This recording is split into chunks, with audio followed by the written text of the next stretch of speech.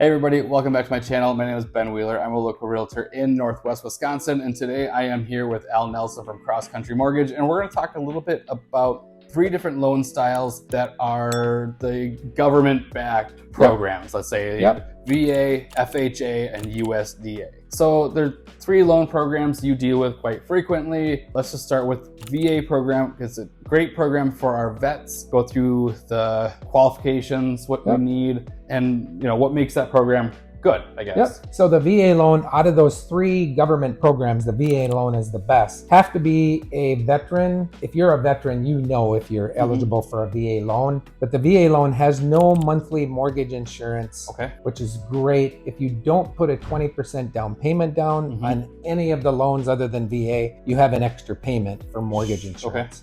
VA has that. They do have a funding fee, meaning if you did a $100,000 loan, your loan you might finance $2,300. I think it's a 2.3% funding fee the first time you use the VA loan. But if you get VA disability, if you get 10% or more, you do not pay that funding fee, which I think is waived.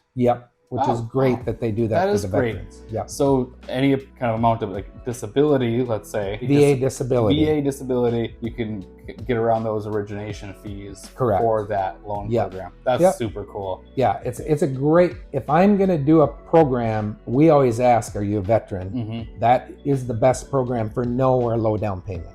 That's bar none. It's great. Any other restrictions or qualifications go into that? They pretty much just what what it is. They're very forgiving for lower credit scores. They really accommodate the veterans and promote the veterans owning a home. Any debt to income ratios? They do, but they're very liberal, up to 50%. They have one debt to income ratio, so they look at all your debt and your house payment. I've done them way up in the 50% debt to income range, so they're very forgiving. More forgiving. For sure. That's a great loan. Awesome. What's FHA financing in a roundabout way? So FHA is probably the most forgiving for dinged credit, higher debt to income ratios. They're just very forgiving, and I do a lot of them. We do a lot of FHA loans because debt to income is a little too high to do a conventional loan or a USDA loan. FHA is 3.5% down payment, so you do have to come up with that. Sellers can pay up to 6% closing costs for the buyers.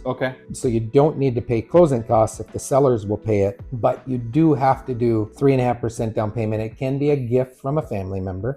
So I've had people that didn't have any money that have gotten qualified for FHA because they got a gift from family member for the 3.5% down payment. Any sort of credit restrictions with that? I like to see a 580 and above for a credit score, so they go pretty low. We can go lower than that, but it gets harder. Worse credit you have, the harder it is you're going to have getting a loan.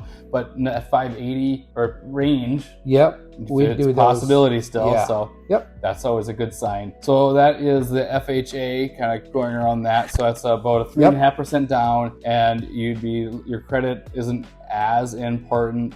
It's more forgiving, definitely for a lower credit score. Well, on to the next one, USDA financing. And I know I've seen this one around quite a bit in the area locally, and this one buyers can get in with 0 money down? 0 down.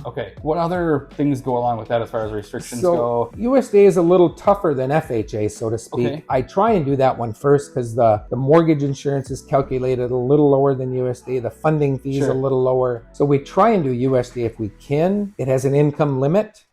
Polk County, 1 to 4 people in the household, you can earn up to $108,000, I think. And that's going to vary by county.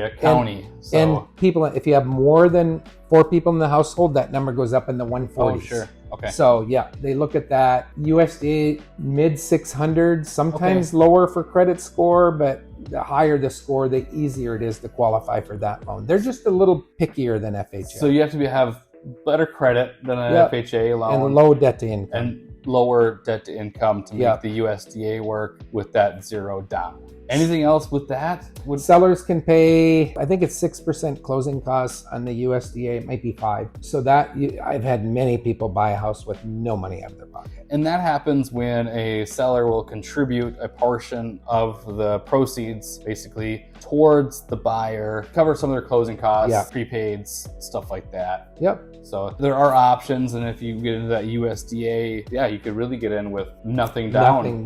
Nothing out of pocket. Nothing out of pocket. I'm closing chosen one of those right now. All very good loan programs. Really, the best thing that I could say to do would be talk to a local loan officer like Al, or they can determine, give you the option, if there is an option, of what program would work best for you, or they might say this is the only program that will work for you. That happens, sometimes. Yeah. But at least then and even if that loan program isn't going to work today for you, maybe you can have that conversation and you can get that plan to where that loan program will work for you 6 months down the road. Correct. Or something like that. And the ultimate goal is to purchase a home, whether it be today or 6 months from now, get out of that renting race of sorts. Yeah, we don't charge for pre-approvals. If you come in and fill out a loan app, we don't charge for that. It's free. Perfect. All right. Well, that's all good information. Thanks for watching. Make sure you subscribe, like, and leave a comment. Take care.